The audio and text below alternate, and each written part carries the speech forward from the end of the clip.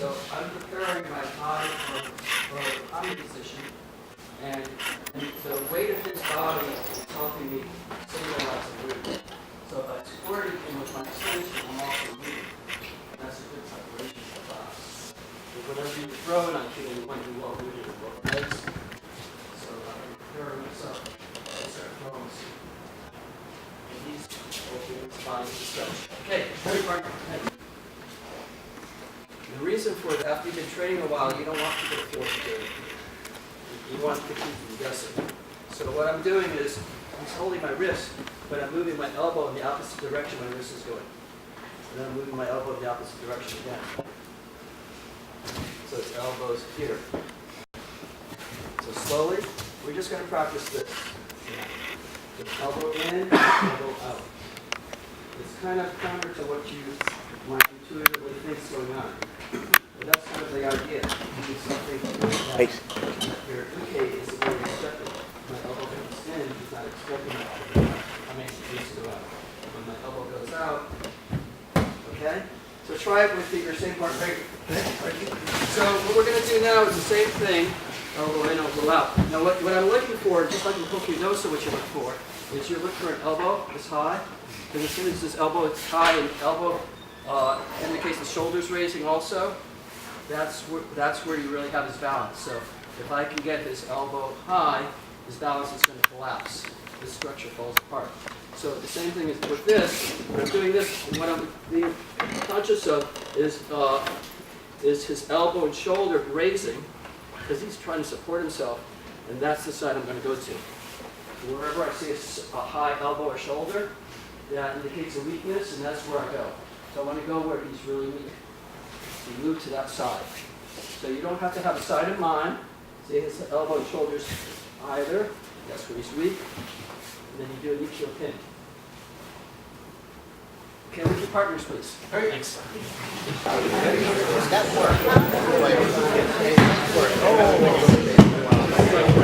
That didn't work.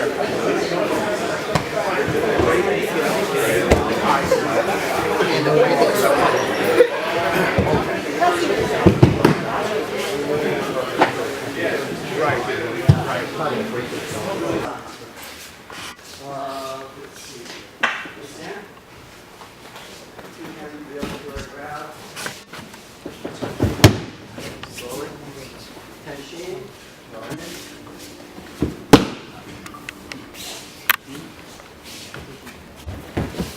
Yeah, let's change partners. Ring it on. Pay attention now. First is Tenshin. And I'm going to, the hand that's closest to me on the outside, I'm going to draw that all the way across my body over here. And then I'm going to tension. Tenshin. Capturing this here and bring it all the way across your body. So now his body structure is all falling apart. I'm staying calm, taking advantage of it. You know, I love what I'm seeing, but I'm not getting excited.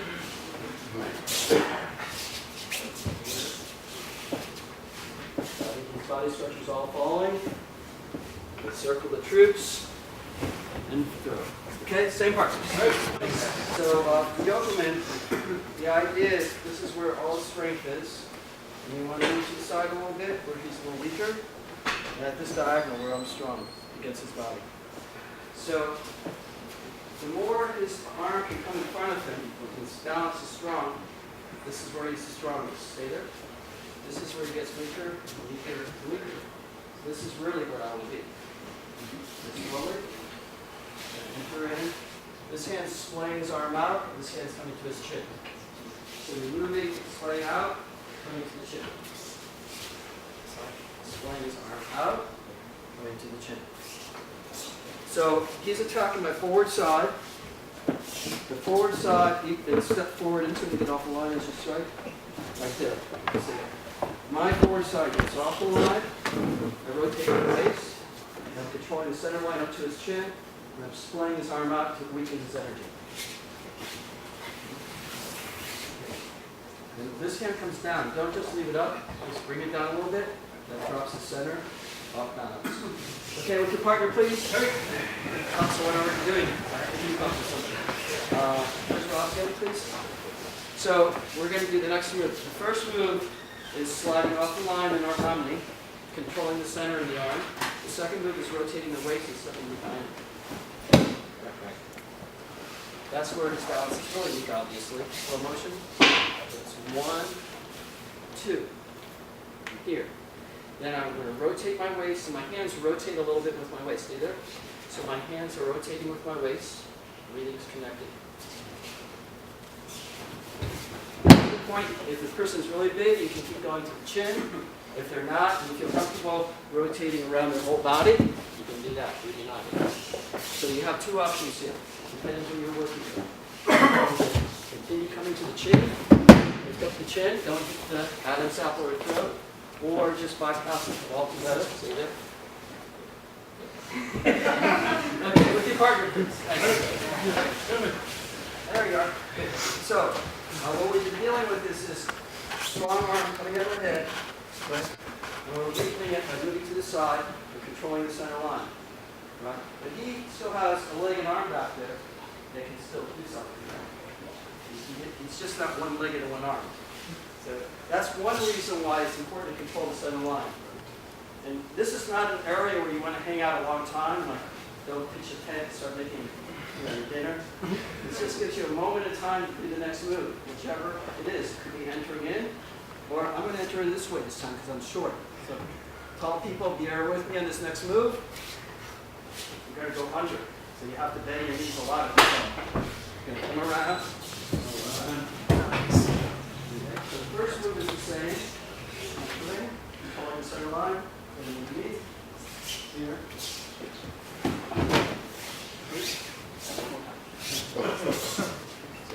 One, two. Okay, all right, so this is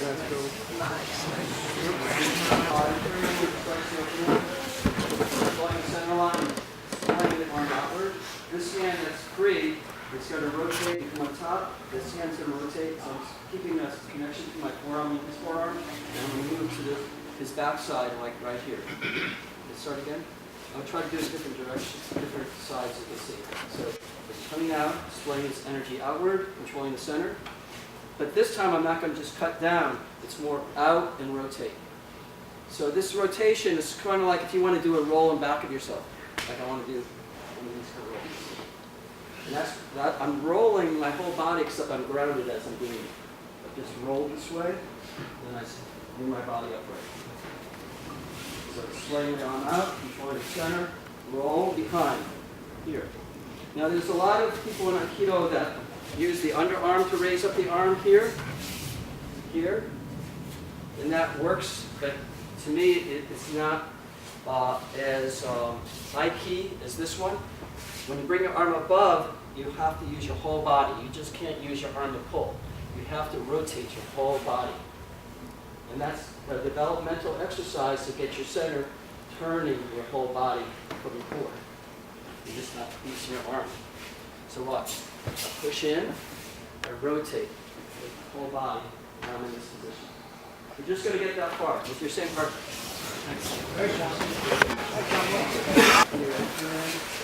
Swaying his arm out, pulling the center, rotating the body. So the position for a Riminage, the way I've always learned it, is you want to control both sides of his body. You want to be the center, and you want to be out here, like he's a marionette controlling both sides. So it really depends upon him how my energy is going to move. So if he moves one way, I'm going to move with him in a certain sense. So I'm controlling his spine through the center here, and I'm controlling his elbow. But I'm not holding anything tight. I don't want him to feel the effect of it. I just want to be here. So for this position, I'm going to rotate just slightly with my waist this way, and then turn this way. So I'm moving my waist in the opposite direction I'm going to throw. Swaying his arm out, rolling, rotating waist forward, and then rotating waist to throw. And we're not going to throw right now. We're just going to set up. Because this is the most important part. The actual throw, as you know, it's actually pretty easy once you set it up. Setting it up takes a lot of focus. So here, center line, controlling the arm here, and rotating forward, and rotating back. Okay, with your partners, please.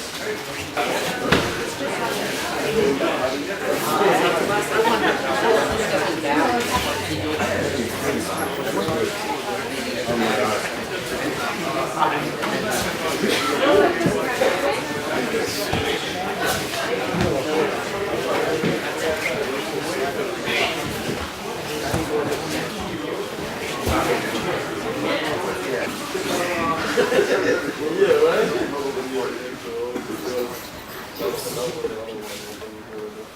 when I get to this place and I control both sides, what I want to do is I want to draw them into my center. Stay there a second. I want to draw them into my center, and I want to have the center sitting nicely in the mat. So if I'm getting too excited and my upper body races like this, he's in much stronger condition than I am, whether he knows it or not. Okay. But I can feel it. So from here, I have to center, drop softly, and I'm going to draw him into my center by bringing this part of his body towards my back shoulder, the shoulder that's furthest away from where I'm going to throw. I'm going to bring him into this shoulder. So by doing that, I'm a little further behind him. So I'm moving a little behind him more and drawing him forward into my shoulder a little bit. If I bring him into my shoulder, when I rotate my waist and rotate my arm, he's in that circle. So sway the arm out, control the sideline. Rotate. Control the front, control the back. Now draw him into your center here as I'm getting behind him. I'm going to rotate my waist. If I were to try to throw him without rotating my waist, all that work would be for nothing. It would just knock me over. I have to rotate my waist, and I'm reaching up high, and then I'm dropping down low. So really high, and you're reaching up your energy, and you're dropping down. You're not going like high like this. 1, 2, 3.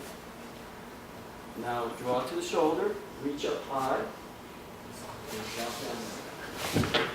Okay, with the partners. So now we're getting to know each other. That's good. Any questions so far on any of the techniques I've taught so far? We started with Ryoke Dori, elbows connection, and then we moving behind, underneath, throwing, Yoka Minuchi. We did tenchin, drawing off balance, entering, moving behind.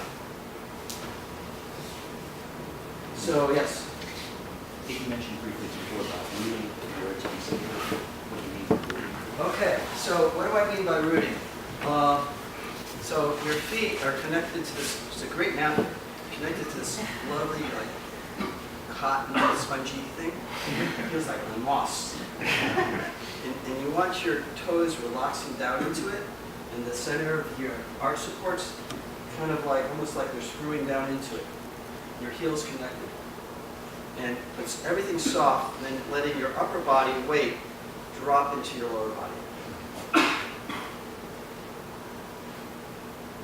Yeah, that feels good. So it feels good, and it's strong even though it might not feel strong. It actually doesn't feel strong, it just feels good. So when you're setting yourself up, if you're feeling good and centered like that, and the other person's like in all these awkward positions, and you have a slight advantage because of the angles of our movement, then you're ready to throw. If you don't have that stuff, you're really not ready to throw. Does that kind of make sense? Okay.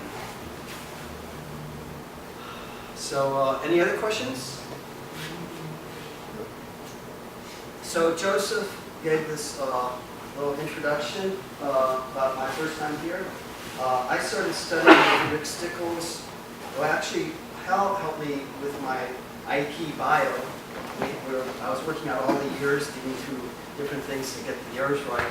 But I moved to the New York Aikikai, I think in 1977 or something like that. But the year I moved there, it was in the fall, was right when Rick was given the Monday evening second class.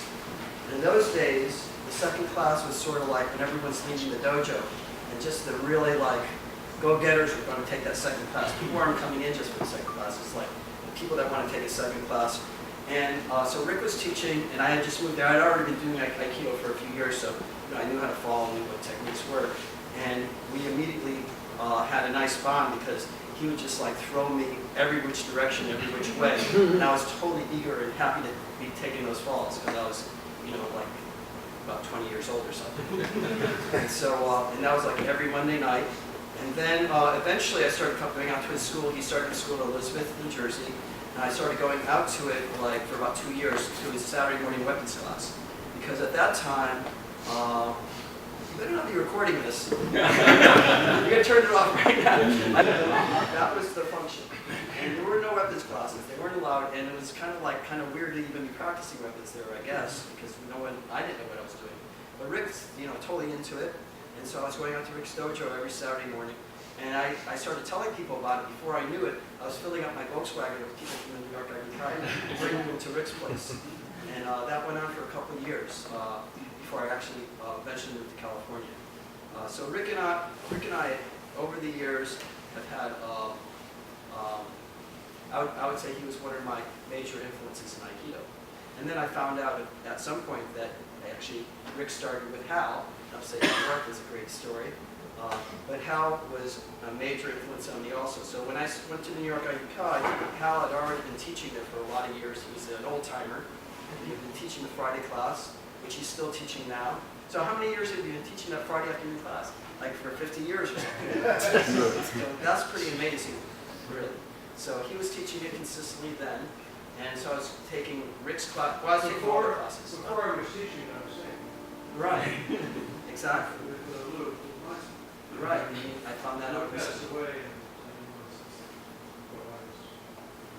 Yeah, so Lou Kleinsmith, who was teaching before Hal, was also a major influence in my Aikido. Totally amazing. Aikido is very unusual, but when you feel Hal and you can't feel Hal, that's the way you couldn't feel Lou. And he would just do it, and he's like, what did he do? How did he do that? So he had that thing. So it was like Lou and Hal and Rick and Peter. And Hal was also given his second evening class. I think it was on Wednesday. So both Rick and Peter saw me as red meat. There were only like 4, 5, 6, 7, no more than 8 people in their classes. So it was like semi-private classes. And they would use me, both Rick and Peter, most of the time. This is like, and of course, and Hal used to just, his Aikido was totally different. He just was launching across the mat. It was more like, preparing for the Aikido Olympics or something. The furthest you can throw me. They were all like in Shionage. I was just like saw that whole mat from one end to the other, oftentimes. So their Aikido, at least Hal's, has changed quite a bit. He hasn't. I haven't seen him launch something like that in a long time. But he was definitely a launcher. So I just wanted to, share with you that I have a little bit of lineage history with all of you on some level. So that's why I feel like I know you already at some level too. I mean, the Aikido is pretty familiar right now. Now I'm going to be teaching, I think, till 4 o'clock, right? So we're probably going to have to take a break. So when we take a break now, we can take several breaks. So let's take a 7-minute break or something. I don't know how you usually do it, okay? I don't think we have to bow out. Let's just take a break. Come back and just sit where you are again. Or maybe when you come back, you can bow in, or we just take a break and we'll come back and start again. Just sit where you are. Okay, so let's take a break. Wow, you think this is okay? So when I started Aikido, you actually put it over here, stays up, not very cool. But after many injuries, people started accepting the fact that you can sit cross-legged. And now, after many knee injuries later, I can accept people standing. So when I started, I would say if you were like older than 35, you were really, really old. Most of us were late teens, early 20s. And very, very, very, very excited, as all of you are right now, about setting Aikido. And a lot of people I started with are still training now. Most of them. The attrition rate, people dropping out, at least in my small circles, very few. They're still like, so I started in Western Massachusetts where Stan still trains. And he keeps me informed about all these old timers. They're all still training, it sounds like. Yeah. And I turned Stan onto aikido about close to 45 years ago. I met him, he was wearing a karate gi, telling me about his karate teacher. And then I started telling him about my aikido teacher. And I never went to his karate class, but somehow we started aikido. Right? Yes. So here we are, gathered together, practicing together. So we started with Ryote Dori. I like to start with two hands, so we feel each other. And then I like to get into some sort of striking eventually, so feels maybe there's some interesting variables that come up when people striking.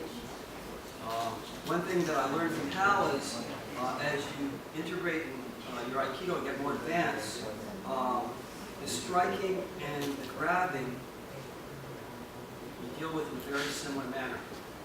And so I'm kind of I got this from Hal, and I'm sharing it with you. So I'm not making this, well, maybe Hal, I'm not making it up. When someone's grabbing you, think like they're striking you. And when they're striking you, think like they're grabbing you. And just the way we study these grabs and strikes, the hanmi and the position, body position are very, very similar places. So if I were to ski, I would step forward and punch. If I were to grab, I would step forward and grab. The motion is the same.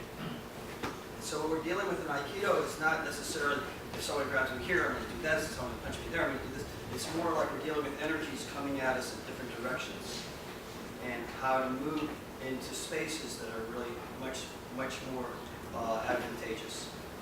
So movements are the same. So we started with grabbing. So let's see if I can bring that to where are the yoga?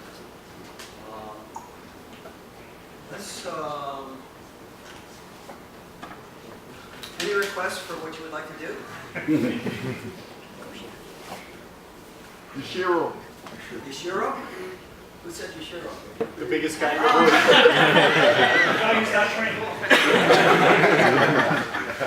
Okay, so where's Kevin? Okay, so Kevin, there's different ways of practicing Yashiro. So one way is just to have someone grab you from behind. Another way is to have someone grab you from behind and punch them. Another way is to have someone grab you from behind and you make a circle and you do something in that circle. So when I started Aikido, the way most people trained and the way I learned was to strike, go like this, and then you do a technique. And then one day, just out of the blue, I was taking an afternoon class with Yamada-sensei, and he said, "We're not doing it that way anymore."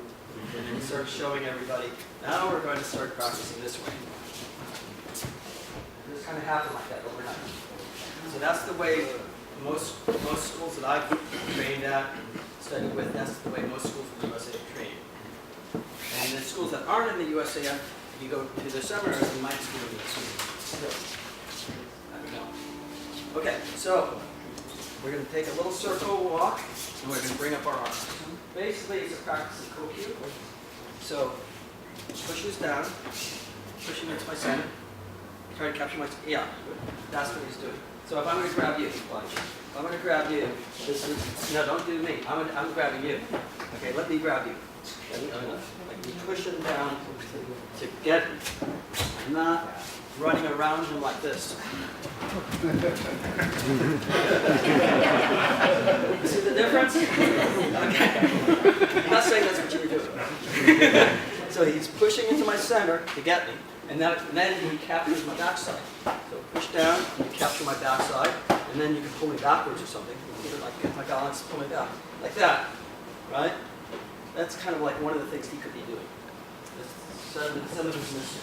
So he is capturing my center and getting me back. And I'm capturing his motion, bringing up kokyu. Yeah, this is kokyu. Okay. Slowly. 1, 2, kokyu. Okay? With your partner. Choose a new partner, please. There's two distinct styles of bringing it through arms. They're kind of almost opposite. When I see footages of O-sensei and pictures of him doing this kind of kukyu move. But when I first started Aikido, and still when I visit other dojos, I think it might have come from Kohei, you can bring your wrists together and just bring it up the center line. It's actually much easier. Whenever you come up your center line, it's a lot easier than doing this. But what I've learned over the years, easier isn't necessarily the way I train. I'm training like a way of moving my body in a certain manner. I'm using kokyu and center and all these things. It isn't just an easy thing. But it's not bad to know.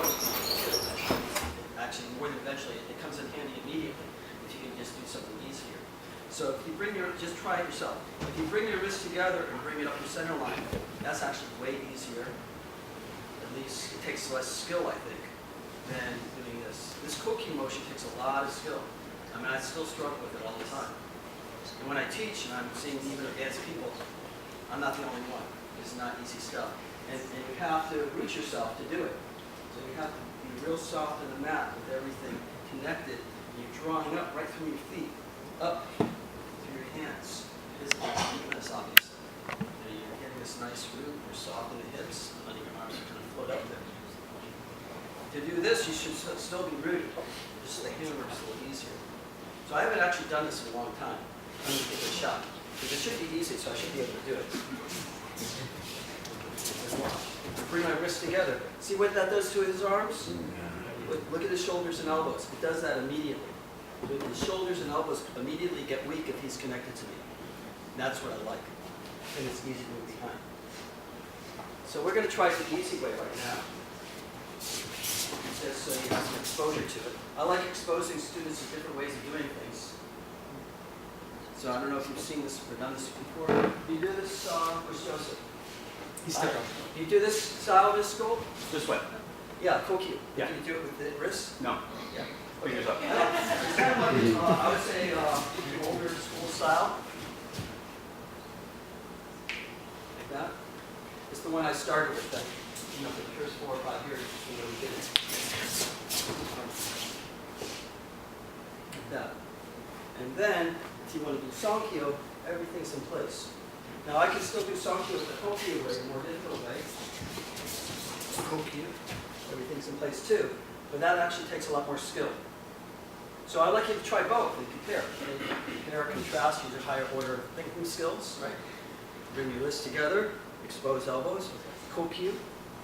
You're going to the back side in both, right? I assume that all of you know how to do this technique, but maybe some won't. So, as you come here and you do kokyu or bring your wrists together, you're going out the back door, underneath the arm. Here, get Sankyu. Okay, what's your partner, please?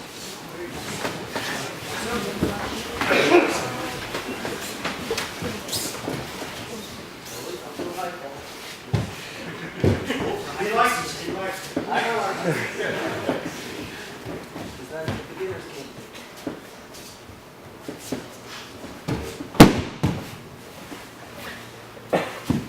Push down. Right.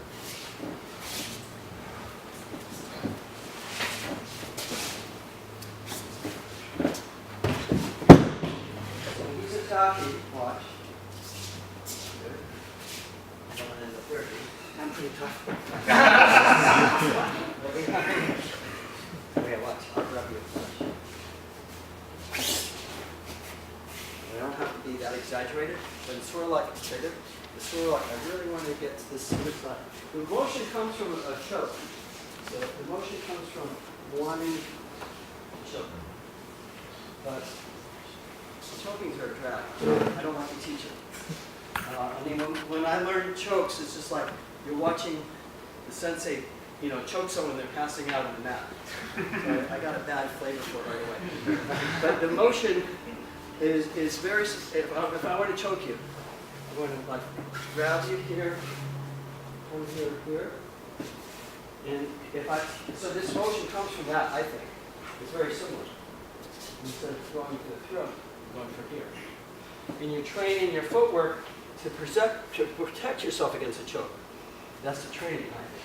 So when you push down, you try to choke me, right, good, that's the motion. And now we're going for wrist instead of the throat. Same motion.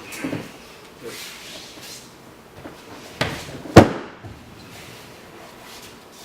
Good. Slowly. Okay. New partners. Thank you so much.